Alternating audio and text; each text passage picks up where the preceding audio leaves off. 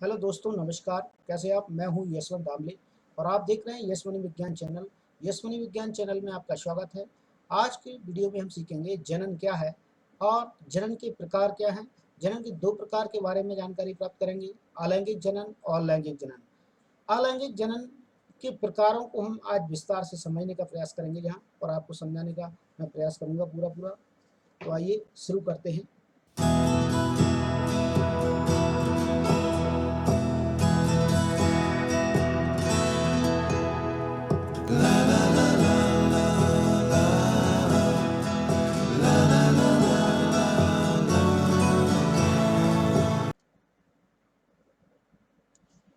अध्याय 8, जीव जनन कैसे करते हैं। आज का टॉपिक में शुरू कर रहे हैं। अध्याय 8, जीव जनन कैसे करते हैं। तो देखते हैं हम यहाँ जीवों के जनन की क्रिया विधि पर चर्चा करने से पूर्व आइए हम एक आधारभूत प्रश्न करें।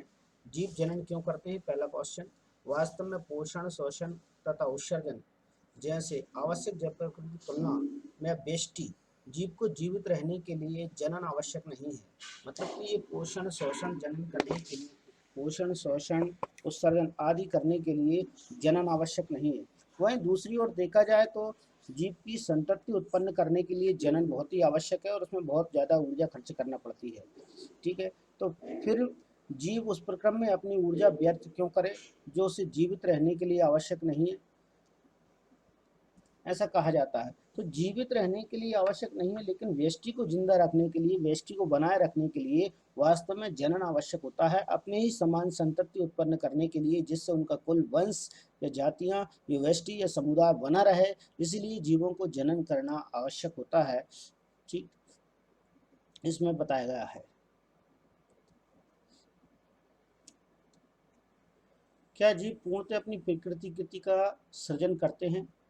प्रतिकृति का सर्जन करेंगे पूर्ण रूप से? नहीं, पूर्ण रूप से तो नहीं करते, लेकिन करते जरूर हैं। इसलिए लिखा गया है, विभिन्न जीवों की अविकल्प कार्य, आकार, आकृति समान होने के कारण भी सदृश प्रतीत होते हैं, परंतु देखा जाए शरीर का अविकल्प समान होने के लिए उनका ब्लूप्रिंट भी समान होना चाहिए। ब्लूप्रिंट का मतलब जिससे वो बनते हैं, अर्थात यहाँ पर बात की जा रही है डीएनए की। अर्थात ये डीएनए डीऑक्सी राइबो न्यूक्लिक अम्ल हैं जो अणुओं के आनुवंशिक गुणों का संदेश देता है, जो जनक से संतति पीढ़ी में जाता है, कोशिका के केंद्रक में निहित होता है। तो डीएनए में प्रोटीन संश्लेषण के लिए संपूर्ण सूचनाएं निहित होती हैं। इस संपूर्ण सूचना निहित होने के बावजूद इनमें डीएनए के बाद यहाँ प्रोटीन का निर्माण होता है। प्रोटीन के निर्माण के बाद में डीएनए का निर्माण जो प्रक्रिया होती है वह वास्तव में कई प्रकार से भिन्न हो सकती है। इसलिए शारीरिक रूप से यदि वह समान है तो आंतरिक रूप से भिन्नता जीवों में पाई जाती है। इसलिए कहा जाता है, क्या जीव पूर्णतः अपनी प्रकृति का सृजन करते हैं, लेकिन पूर्णतः समान न होते हुए भिन्न जरूर होते हैं। उसका कारण है संदेश के भिन्न होने की अवस्था में बनने वाले प्रोटीन भी कैसे होंगे? भिन्न होंगे, और विभिन्न प्रोटीन के कारण अंततः शारीरिक अविकल्प में भी विविधता हो जाएगी। अर्थात शरीर की जो अविकल्पना की जा रही है वो भी विविधता से भरी होगी, अर्थात भिन्नता उसमें सम्मिलित होगी। कहने का तात्पर्य यह है कि डीएनए रिप्लिकेशन जब होता है, ध्रुवीकरण जब होता है, जब कोशिका में विभाजन की प्रक्रिया चालू हो रही होती है, तो कोशिकाएं दो भागों में बंटने से पहले डीएनए का विभाजन करके दो भागों में बढ़ जाते हैं। दो भागों में बढ़ जाते हैं, फिर वहां से एक नए डीएनए का निर्माण भी उनमें हो जाता है। समय जो नए डीएनए का निर्माण होता है वो हूबहू पुराने डीएनए के समान नहीं हो पाता है, जिसके कारण जीवों में भिन्नताएं उत्पन्न हो जाती हैं। अतः जनन की मूल घटना डीएनए की प्रकृति बनाना है। डीएनए की प्रतिकृति बनाने के लिए कोशिकाएं विभिन्न रासायनिक क्रियाओं का उपयोग करती हैं और जनन में इस प्रकार के डीएनए की दो प्रतिकृतियां बनती हैं तथा उनका एक दूसरे से अलग होना भी बहुत जरूरी होता है। दोनों प्रतिकृतियों का एक दूसरे से अलग होना, क्योंकि एक जनक कोशिका में रह जाएगी तो दूसरी उसकी पुत्री कोशिका या संतति कोशिका में प्रवेश करेगी। परंतु डीएनए की एक प्रतिकृति को मूल कोशिका में रखकर दूसरी प्रतिकृति को उसे बाहर निकाल देने से काम नहीं चलेगा। केवल उसके अंदर, उसके चारों ओर कुछ संरचना होना चाहिए जिसके कारण वह जीवित रह सके, क्योंकि दूसरी प्रतिकृति के आसपास जैव प्रक्रमों के अनुरक्षण हेतु संगठित कोशिका संरचना नहीं होगी तो डीएनए प्रकृति की सही नहीं होगी। इसीलिए डीएनए प्रकृति बनने के प्रतिकृति बनने के साथ साथ ही दूसरी कोशिका या कोशिका संरचनाओं का सर्जन भी होता रहता है। इसके बाद डीएनए की प्रतिकृतियां भी विलग हो जाती है। जब संरचना बन जाती है कोशिका संरचना, तो डीएनए की प्रतिकृति भी अलग हो जाती है। परिवर्तन यह कहा जाता है एक कोशिका विभाजित होकर दो कोशिकाएं बना देती है। यह दोनों कोशिकाएं यद्यपि एक समान है, परंतु क्या वे पूर्ण रूप से समरूप है? ये दोनों का उत्तर बात यही है कि समरूप एक समान है, लेकिन समरूप है क्या? पूर्ण रूप में समरूप नहीं हो पाएंगी, क्योंकि उनके डीएनए की जो संरचना स्ट्रक्चर है हूबहू जनन कोशिका के डीएनए से मैच नहीं खाती है, तो वह समान नहीं हो पाएंगी। ये हम नीचे इसमें पढ़ेंगे।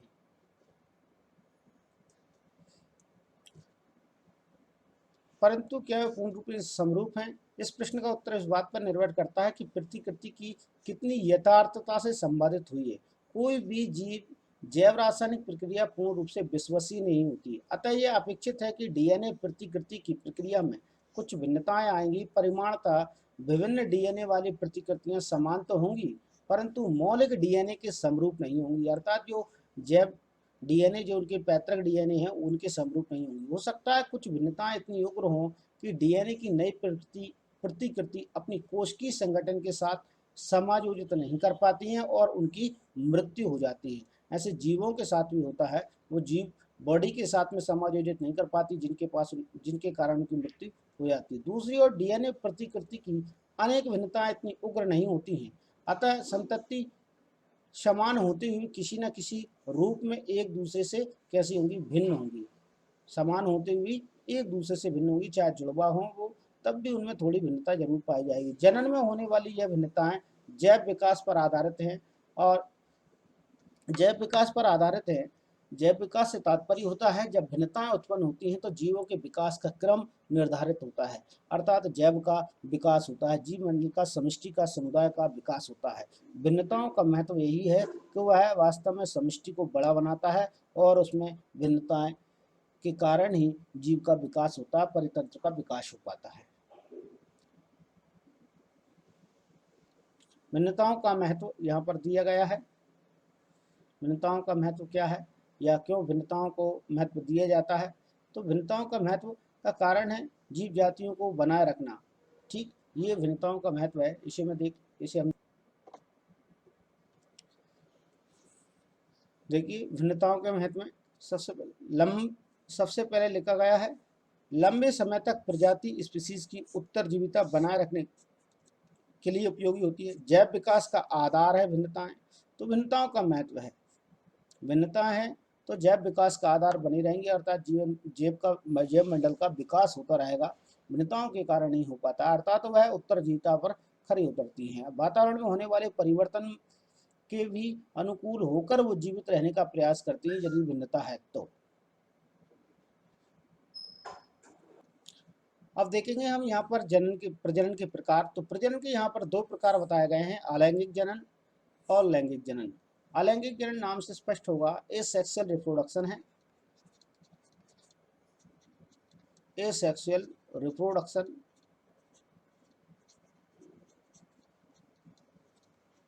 एसेक्सुअल रिप्रोडक्शन से मतलब होता है ए मीन्स एब्सेंट है, सेक्सुअल मीन्स सेक्स, अर्थात यहाँ पर लिंग अनुपस्थित रहेंगे जिनमें जनन अंगों का कार्य नहीं है, अर्थात यहाँ युग्मक का निर्माण नहीं होगा। वह प्रजनन वास्तव में अलैंगिक जनन कहलाएगा। और दूसरे प्रकार से हम देखेंगे तो सेक्सुअल रिप्रोडक्शन यहाँ पर दिया गया है। ठीक है, तो सेक्सुअल रिप्रोडक्शन में हम देख पाएंगे सेक्सुअल रिप्रोडक्शन वह प्रक्रिया है जिसमें जनन अंग भाग लेते हैं और जनन अंग भाग लेते हैं तथा गैमेट का निर्माण होता है और उनके मिलने के बाद ही संतति उत्पन्न होती है, तब वह कहलाएगा लैंगिक प्रजनन। ठीक, हम इनको विस्तार से पढ़ लेते हैं।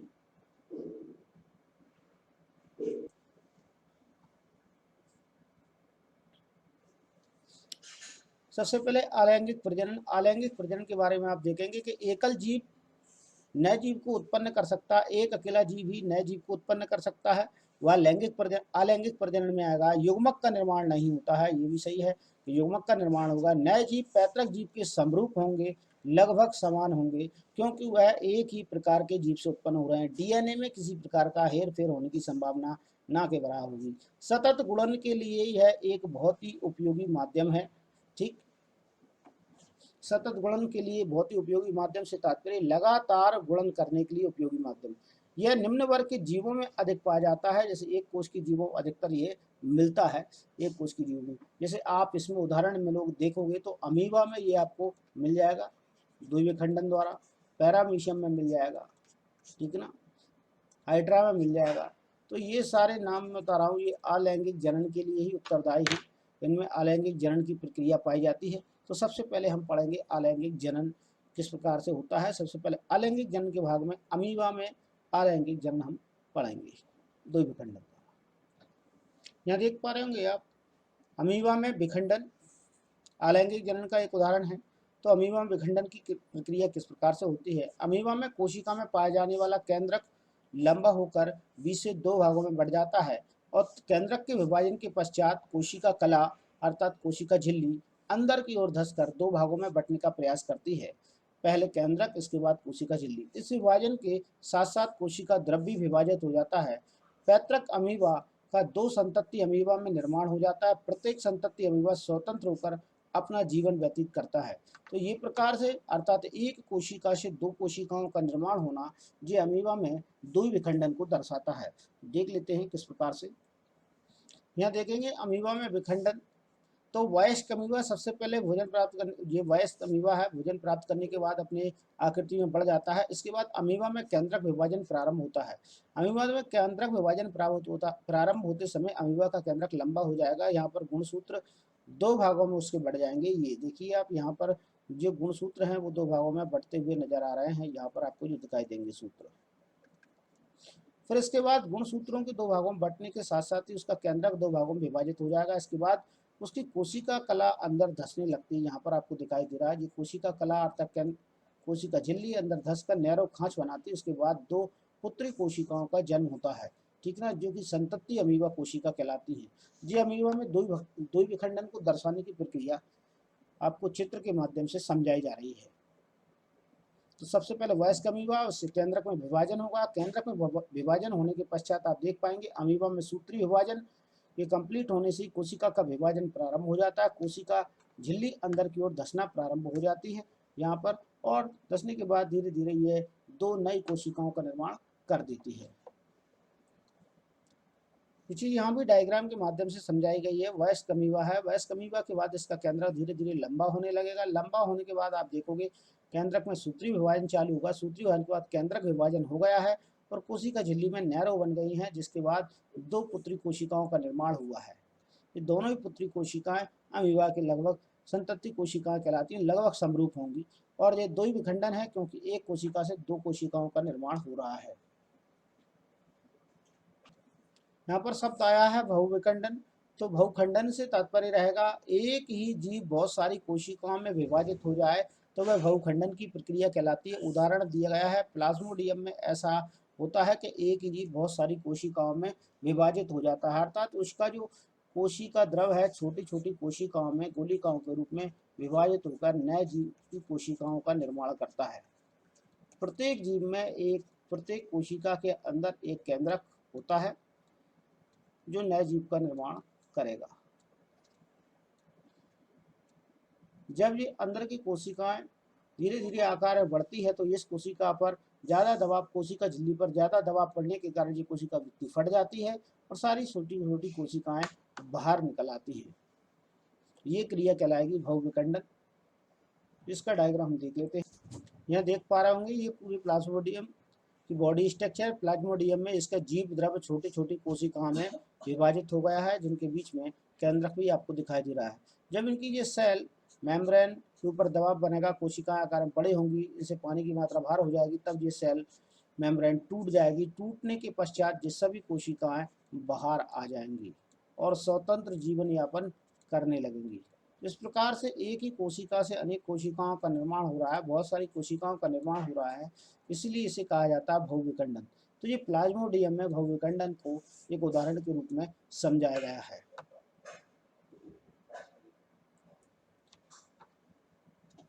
इसके बाद देखेंगे हम खंडन।